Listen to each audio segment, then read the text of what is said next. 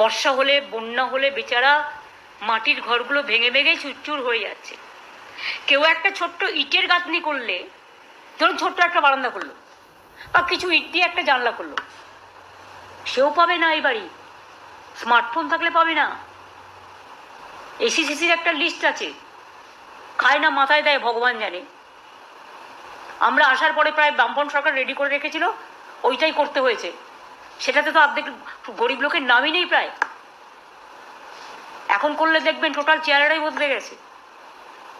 তা সত্ত্বেও মনে রাখবেন যে আমরা বলেছি আমাদের টাইম টু টাইম, এখনো যতদূর আমি জানি 36 লক্ষ মাটির বাড়ি সারা বাংলায় আছে।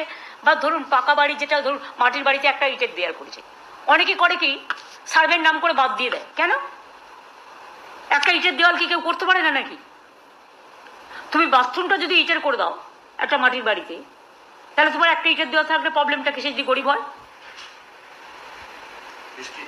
তার বৃষ্টির ছাটে টোটাল দেয়ালটাও তো ধুয়ে যায়। একটা বাড়ি অর্ধেক ভেঙেছে, তুমি অর্ধেক টাকা দাও। আরে একটা মাটির বাড়ি, এটা হচ্ছে সহজ বুদ্ধি, যে অর্ধেক ভাঙলে পুরোটাই পড়ে যায়, কারণ মাটির ভিতটা নষ্ট হয়ে যায়। আমরা যেটা বলেছিলাম, যদি কেন্দ্রীয় সরকার না দেয় আমরা মানুষের পাশে দাঁড়াবো। আমরা বলেছিলাম এবছর আমরা 11 লক্ষ মানুষকে, এটা দুটো কিস্তিতে দেওয়া হয়, একটা 60,000 আর একটা 60,000। 60,000-এ কাজ হয়ে গেলে আবার 60,000 টাকা দেওয়া হয় প্রথম কিস্তির টাকাটা। আর 11 লক্ষর জায়গায় এটা আমি 1 লক্ষ বাড়িয়ে দিয়েছি। তার কারণ, যদিও টাকার সংকুলনের প্রবলেম আছে, তা সত্ত্বেও তার কারণ দানা হয়েছে, বন্যা হয়েছে, টর্নেডোতে অনেক ঘর বাড়ি ভেঙে গেছে, তাদেরগুলো ইনক্লুড করে আমি এটা 11 লক্ষটাকে 12 লক্ষ করে দিয়েছি। এবং আমাদের সরকার নিজেদের টাকায় এই বাড়িগুলোর টাকা দিতে শুরু করবে 15ই ডিসেম্বর থেকে 30শে ডিসেম্বরের মধ্যে টাকাটা পেয়ে যাবেন, প্রথম কিস্তিটা।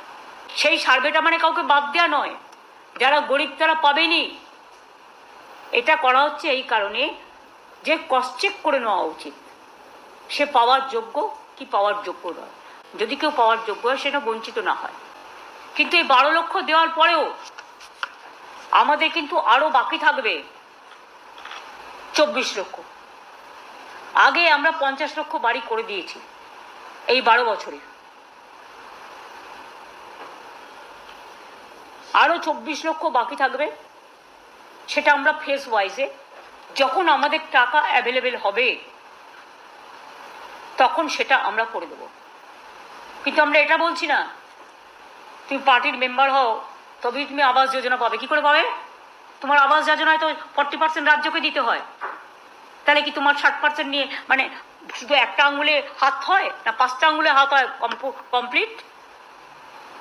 তুমি বুড়ো আঙুল দেখাচ্ছ, তুমি মধ্যে তর্জমা দেখাচ্ছ না, কিরে আঙুল দেখাচ্ছ না, হয়?